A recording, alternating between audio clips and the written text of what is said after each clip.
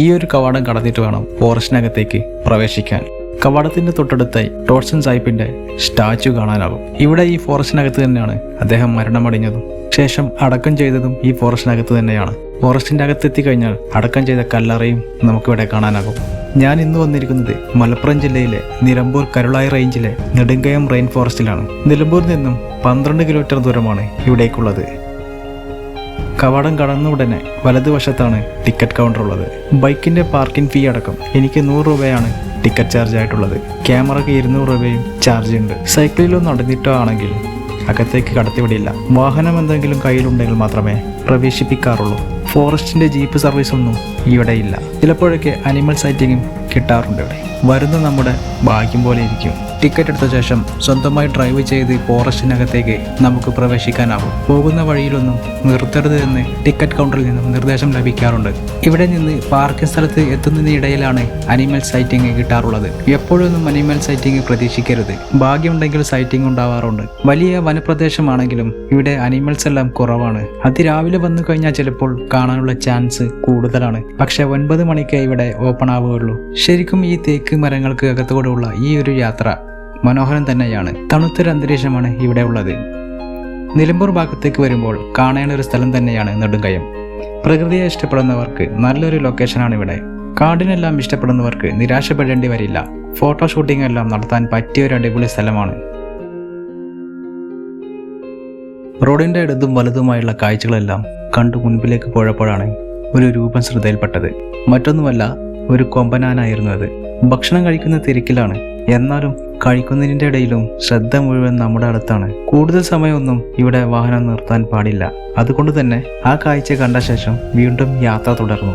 വേറെ കുരങ്ങന്മാരുടെ ഒരു കൂട്ടം, ഒരു സൈറ്റിംഗ് അല്ലാതെ മറ്റൊന്നും പിന്നെ കണ്ടില്ല. പന്നി, മാനുകൾ, കാട്ടുപോത്ത്, മയിൽ, മലയണ്ണാൻ, ഉടുമ്പ് എന്നീ അനിമൽ സൈറ്റിങ്ങും ഇവിടെ ഉണ്ടാവാറുണ്ട്. നിങ്ങളൊരു കാര്യം ശ്രദ്ധിച്ചാൽ മനസ്സിലാകും.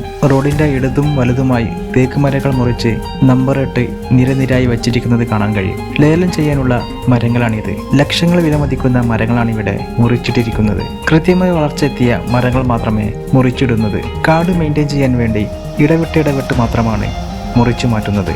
ഈ ലേലത്തിൽ നിങ്ങൾക്കും പങ്കെടുക്കാൻ താല്പര്യമുണ്ടെങ്കിൽ ഇവിടുത്തെ ഫോറസ്റ്റ് ഓഫീസുമായി ബന്ധപ്പെട്ടാൽ മതിയാകും. കേരളത്തിന്റെ വടക്കൻ മലയോര പ്രദേശങ്ങളിലെ മലപ്പുറം ജില്ലയിൽ സ്ഥിതി ചെയ്യുന്ന ഈ മഴക്കാട് പശ്ചിമഘട്ടത്തിന്റെ ഒരു ജീവനുള്ള ഭാഗമാണ്. മരങ്ങളുടെ ഒരു കൂട്ടം മാത്രമല്ല ഇവിടുത്തെ കാട്, അതൊരു ശ്വാസകോശമാണ്. മനുഷ്യനും ഭൂമിക്കും ഒരേപോലെ പ്രിയപ്പെട്ടതാണ്. കാഴ്ചകളെല്ലാം കണ്ട് ആസ്വദിച്ചു ഏകദേശം വാഹനങ്ങൾ പാർക്ക് ചെയ്യേണ്ട സ്ഥലത്തേക്ക് എത്താറായി. നിരവധി വാഹനങ്ങളാണ് പാർക്കിങ്ങിൽ ഉണ്ടായിരുന്നത്.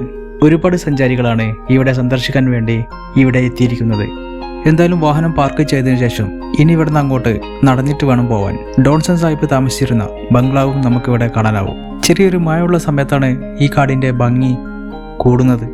മഴ ഇലകളിൽ തട്ടി പതിക്കുമ്പോൾ കാട് സംസാരിക്കുന്നെന്നൊരു തോന്നലാണ്. അങ്ങനെ ഒരു കാടാണ് നിലമ്പൂർ റെയിൻ ഫോറസ്റ്റ്.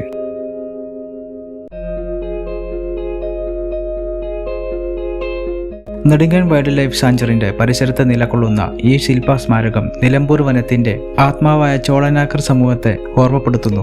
വേരുകൾ പന്തലിച്ച വൃക്ഷത്തിന്റെ അടിയിൽ നിൽക്കുന്ന പ്രതിമകൾ പ്രകൃതിയോടുള്ള അവരുടെ ബന്ധത്തെ പ്രതിനിധീകരിക്കുന്നു. ഇതൊരു ശില്പം മാത്രമല്ല, കാടിനോടൊപ്പം ജീവിച്ച ഒരു സംസ്കാരത്തിന്റെ സാക്ഷ്യമാണ്. സർക്കാർ പദ്ധതികളുടെ ചില കുടുംബങ്ങൾക്ക് പുനരധിവാസ കോളനിയിലേക്ക് മാറിയിട്ടുണ്ട്. കുട്ടികൾക്ക് വിദ്യാഭ്യാസവും ആരോഗ്യ പരിരക്ഷയും ഇന്നിവർക്ക് ലഭിക്കുന്നു. കുട്ടികൾക്ക് പഠിക്കാൻ വേണ്ടി ഗവൺമെന്റ് അംഗീകൃത ട്രൈബൽ സ്കൂളും ഇന്നിവിടെ പ്രവർത്തിച്ചു വരുന്നുണ്ട്. ഈ പാലം സാധാരണയായി ബ്രിട്ടീഷ് ഭരണകാലത്ത് 19ാം നൂറ്റാണ്ടിന്റെ അവസാന കാലത്തും 20ാം നൂറ്റാണ്ടിന്റെ തുടക്കകാലത്തും പണിയതാണ്. അന്നത്തെ മലബാർ മേഖലയിൽ ബ്രിട്ടീഷുകാർ തേക്ക് കൃഷിയും വനവിഭവ ശേഖരണവും വ്യാപകമായി നടത്തിയിരുന്നു. വനത്തിനകത്ത് നിന്നുള്ള മരവസ്തുക്കൾ ഗതാഗതം ചെയ്യുവാനും ഉദ്യോഗസ്ഥരുടെ സഞ്ചാരത്തിനുമായിരുന്നു ഇത്തരത്തിലുള്ള ഇരുമ്പു പാലങ്ങൾ നിർമ്മിച്ചത്. ഇംഗ്ലീഷ് വംശജനായ ടോൺസൺ ഇന്ത്യൻ ഫോറസ്റ്റ് എഞ്ചിനീയറിംഗ് സർവീസിലെ ഒരു ഫോറസ്റ്റ് എഞ്ചിനീയർ ആയിരുന്നു. 1931 ചെറുപുഴയിലും 1933 നെടുങ്കയത്തും ഗിർഡർ പാലങ്ങൾ നിർമ്മിച്ചതിലൂടെ വനത്തിനകത്തെ മരവസ്തുക്കളുടെ ഗതാഗതം സുഗമമാക്കാൻ അദ്ദേഹം നിർണായക പങ്കുവഹിച്ചു. ആ കാലഘട്ടത്തിൽ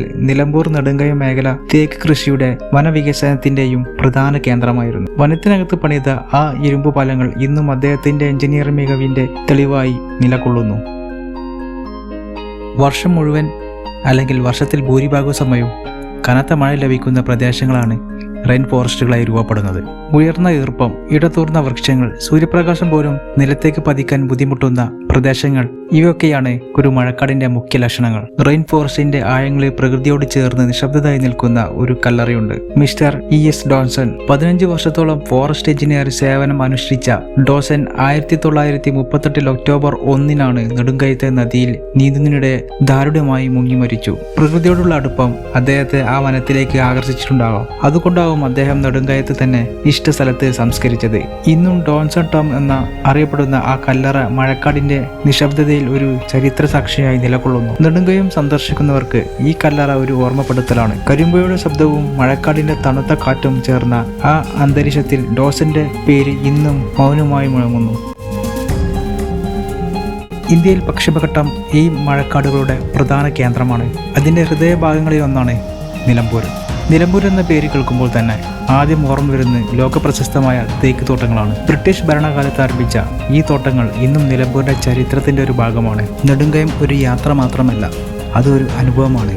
കരിമ്പയുടെ ശബ്ദം, മഴക്കാടിന്റെ തണുത്ത കാറ്റ്, പഴയ പാലം, ആനപ്പന്തി, ഡോൺസന്റെ കല്ലറ ഇവയെല്ലാം ചേർന്നതാണ് നെടുങ്കയത്തിന്റെ ആത്മാവ് രൂപപ്പെടുന്നത്. ഇവിടെ എത്തുന്നവർക്ക് ഓരോ ചുവരിലും ഒരു കഥ കേൾക്കാം. ഓരോ നിശബ്ദതയും ഒരു ചരിത്രം പറയുന്നു. നെടുങ്കയം റെയിൻ ഫോറസ്റ്റിനകത്ത് കാണുന്ന ആനപ്പന്തി കേരളത്തിലെ വനചരിത്രവുമായി ബന്ധപ്പെട്ട ഒരു പ്രധാന സ്മാരകമാണ്. അതായത് കാട്ടാനകളെ പിടിച്ച് വശീകരിക്കാനായി നിർമ്മിച്ച അടച്ചിടൽ സംവിധാനം. നിലമ്പൂർ ലോകപ്രശസ്തമായ തേക്ക് കൃഷിയുടെ കേന്ദ്രമായതിനാൽ മരങ്ങൾ കാട്ടിൽ നിന്ന് പുറത്തേക്ക് കൊണ്ടുപോകാൻ പരിശീലന ആനകൾ നിർണായകമായിരുന്നു. അതുകൊണ്ട് തന്നെ നെടുങ്കയത്തിലെ ആനപ്പന്തി വന മാനേജ്മെന്റിന്റെ ഒരു പ്രധാന ഘടകമായി പ്രവർത്തിച്ചു. ഇന്ന് ആനപ്പന്തി ഒരു പൈതൃക സ്മാരകമായി നിലകൊള്ളും. സന്ദർശകർക്ക് വനചരിത്രത്തിന്റെ ഒരു അപൂർവ അനുഭവമായി ഇത് മാറുന്നു. പ്രകൃതിയെയും മനുഷ്യ ചരിത്രത്തെയും ബന്ധിപ്പിക്കുന്ന ചെറിയൊരു അധ്യായം ഇവിടെ അവസാനിക്കുന്നു.